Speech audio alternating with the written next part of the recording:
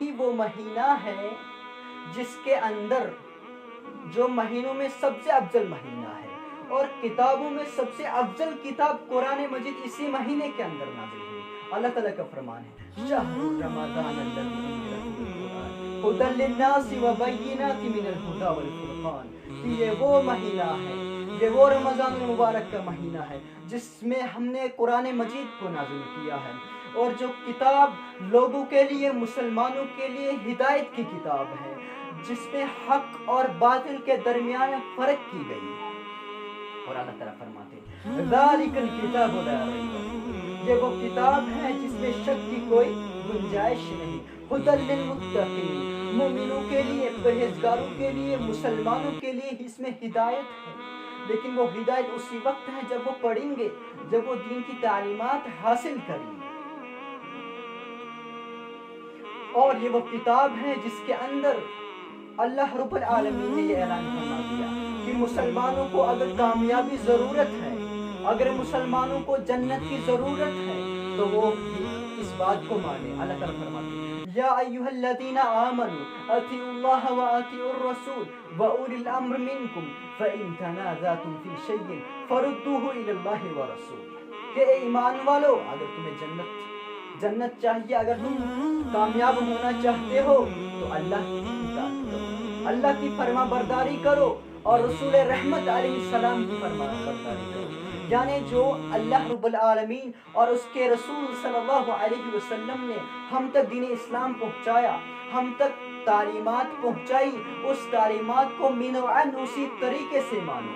اسی طریقے سے عمل کرو جس طریقے کا حق ہے جو آپ کو سکھایا گیا ہے۔ دین اسلام موجود ہے اور قیامت تک باقی رہے گا، اور جس کی حفاظت کے لیے اللہ نے اعلان کیا اِنَّا نَحْنُ نَزَّلْنَا الذِّكْرَ وَإِنَّهُ لَهُ لَحَافِظُونَ، کہ میں ہی اس دین اسلام کو، اس قرآن کو نازل کرنے والا ہوں اور میں ہی اس کی حفاظت کرنے والا ہوں، اس دین کو کوئی ٹھکرا نہیں سکتا ہے۔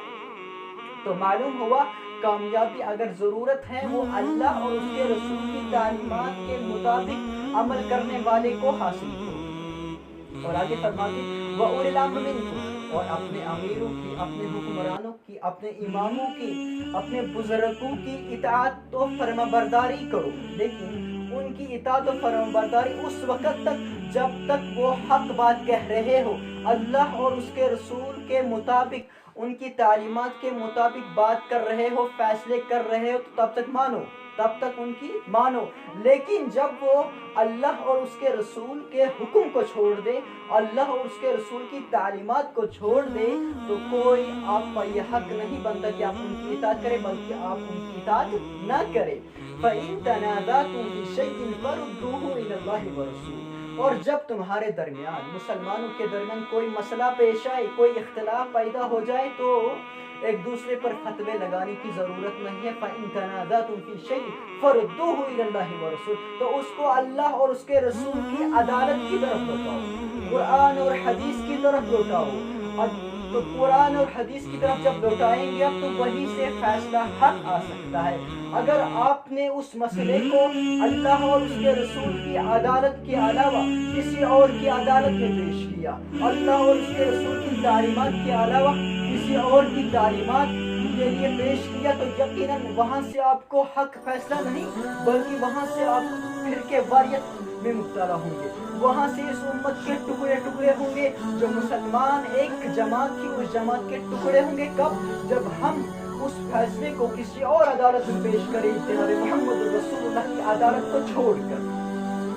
کیونکہ اللہ تعالیٰ فرماتا ہے وَمَن يُطِعِ اللَّهَ وَرَسُولَهُ فَقَدْ فَازَ فَوْزًا عَظِيمًا، جو اللہ اور اس کے رسول کی اطاعت کرتا ہے تو یقیناً وہ بہت بڑی کامیابی سے ہمکنار ہوگا، وہ دنیا میں بھی کامیاب ہوگا اور آخرت میں بھی اس کے لیے جنت ہوگی۔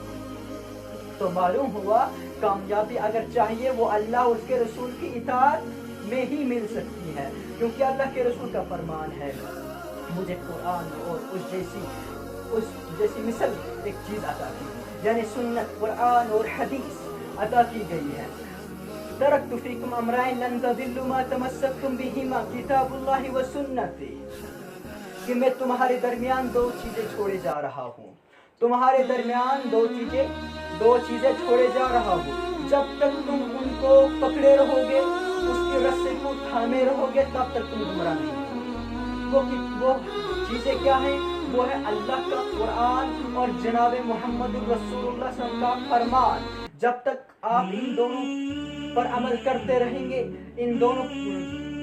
کے اعتبار سے فیصلے کرتے رہیں گے، تب تک آپ کامیاب ہوتے رہیں گے۔ اگر آپ نے اس رسی کو چھوڑ دیا، اس قرآن و حدیث کی رسی کو چھوڑ دیا، یقیناً یہ امت برباد ہو جائے گی، فرقوں میں بٹ جائے گی، اور بالکل ایسا ہوا۔ جب مسلمانوں نے اللہ اور اس کے رسول کی رسی کو چھوڑا، اپنے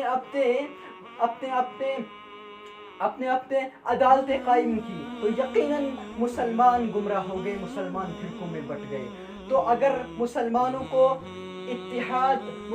کے درمیان اتحاد قائم ہو سکتا ہے، وہ صرف اور صرف کتاب و سنت کی تعلیمات پر ہی قائم ہو سکتا ہے۔